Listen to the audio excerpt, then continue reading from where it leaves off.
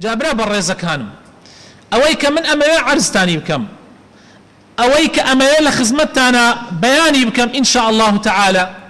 ئەوەیە کە خوای تعالى ئەفەرمێ إن الشيطان لكم عدو شەیطان دژمنی ئێوەی دژمنی ڕاستەقینەی ئێوەیە شەیطان دژمنی ڕاستەقینەی ئێوە ئێمە ئەمڕۆ مسلمان زۆر جار سبحان الله شتەکانمان لێ تێکەڵ بووە زۆر جار شتەکانمان لێ تێکەڵ بووە ئێمە دژمنی ترمان کردووە شەیطان خۆی لە بیرمان بردووەتەوە ئێمە یەکتریمان کردوتە دژمن مسلمانە و مسلمانی کردوتە دژمنی خۆی برای ئیمانی کردوتە دژمنی خۆی تەنانەت کەسانێکی کردوتە دژمنی خۆی جاری وا هەیە لە ڕیزی نوێژەکە پایان نابەقەی یەکەوە و لە یەک ڕیزان ڕاوەستاون یا سبحان الله یا سبحان الله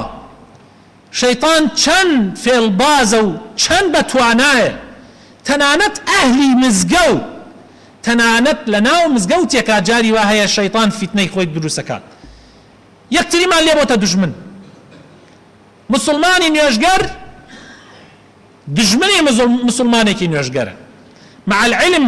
ئێمە تەنانەت کافرێک کە مرۆڤ بێ ئێمە ئەبێ بزانین ئەو کافرە مرۆڤە شەیطان وای پێ کردووە تووشی ئەو هەڵەیە کردووە بۆیە ئەبێ هەوڵ بدەین ئیلا لە یەک حاڵەتانە بێ لە یەک حاڵەتانە بێ لە حاڵەتی بربەرەکانیە و جیهاد و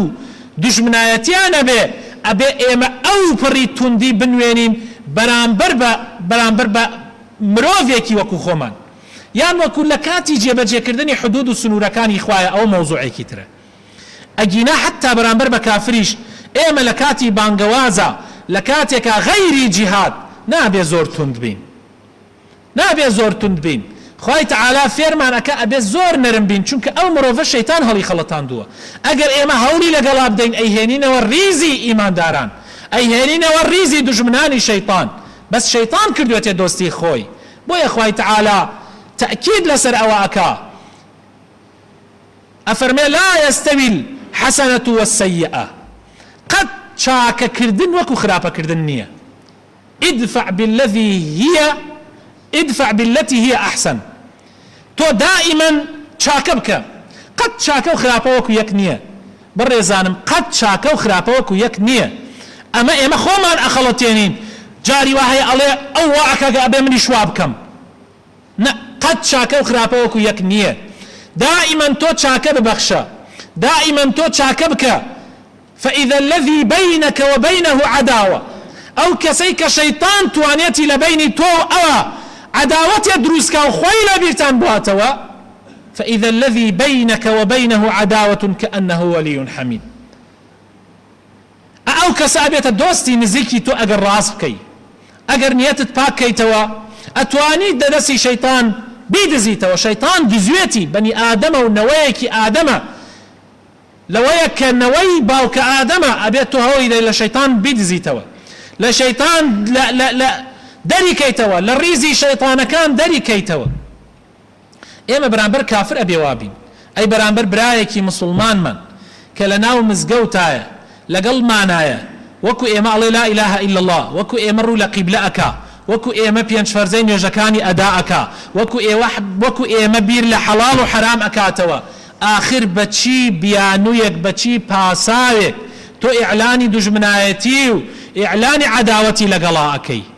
آخر چی پاساویک عمل لما گورترا چی شتیک لا إله إلا الله گورترا چی شتیک لا پیغمبری خواه صلی الله علیه وسلم فرمی هر کسی شایتمان بیره بلی لا إله إلا الله ربکا لقبلی ایما لکاتی نوجکانا ووکو ایما سربرين سربر يعني حيوان وكو إيما سربر أو برامانو هرشي لسر إيما لسر أميشو برامبر يكتري حق وحقوق من هي يتربو ما نية غيبتيك بكي بو ما نية خيانيك حلالكي جاء شيطان دج من الراس تقينكي إيما إنما يدعو حزبه شيطان هلا دا حزبك بو خوي دروسكا حزبي شيطان يتر حزبي شيطان خويك حزب نية حزبي شيطان يتر هر كوماليكا كبقسي شيطان بكن كبكونا صفي وريزي شيطان كان هول أداء حزبكي خوي كوب كاتوا ليكونوا من أصحاب السعير خوي جهنمية حزكا حركيش لقال يا بيبي خات جهنموا شيطان حزكا جماعتي خوي زوركا بويا أبي إيمي مسلمان أقامان ليبي خوي تعالى قليمان ليكا لسورة كهف قليمان ليكا لآياتي بنجا بيمان أفرمي أفتتخذونه وذريته أولياء من دوني آخر مسلمانا بني آدم معقولة إيه وبرون شيطاننا وكان شيطان حزبكي شيطان بكن بدوس خوشويستان لمن دورتان خاتوا آخر معقولة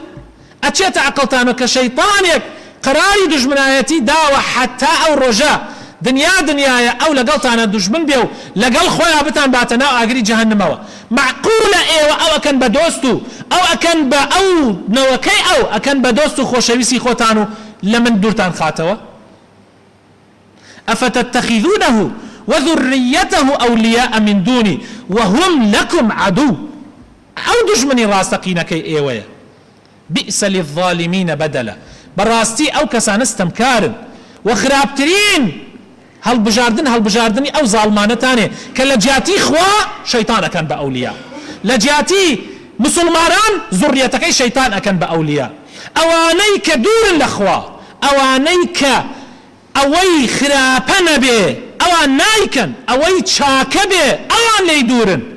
أوان أكن بدوست أوان أكن بخوشويست أوان أبي بأولياتان الله أكبر إيمان داران يجدوش من يانن الله أكبر براسي أوان استمكارن وبئس للظالمين بدلا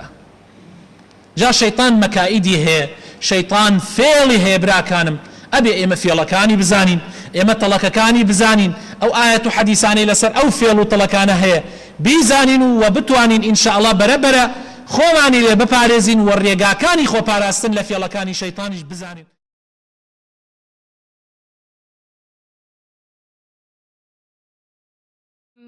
ألم تر كيف ضرب الله مثلا كلمة طيبة